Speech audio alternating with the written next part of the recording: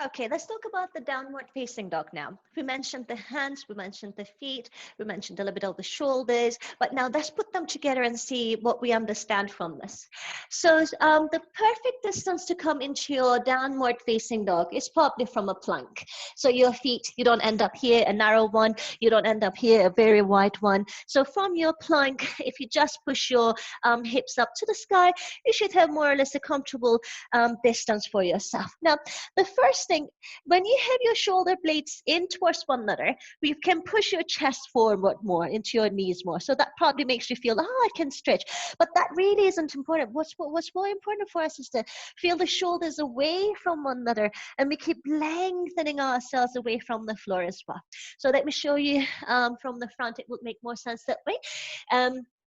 So remember to spread the fingers wide, index fingers face forward. We push the hands firmly down to the floor.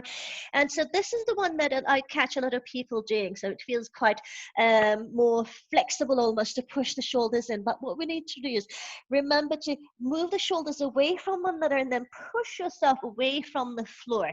Don't sink into the shoulders and lengthen away instead. Keep lengthening those hips out towards the sky too. Rotating the shoulders, almost as if you're hiding your shoulder blades away from the person next to you, if that makes sense. Now I'm going to turn sideways so that we can talk about the legs as well. In your downward facing dog, if you find your spine rounded, that probably means you're quite tight on your hamstrings, or simply you're just not pushing yourself enough from the floor.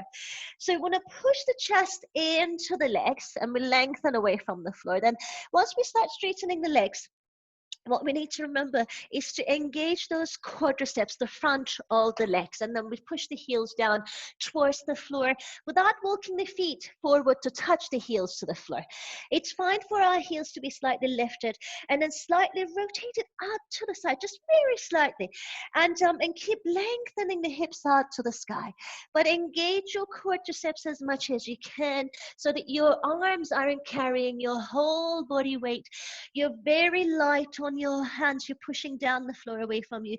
You keep pulling your shoulders away from one another, pushing your chest in, your heels gently down, and your quadriceps engaged so you don't carry your whole body weight on your arms. Keep lengthening out. Keep lengthening out. And it really should be more like a resting pose rather than a torture pose. So remember, lengthen to make it easier for yourself.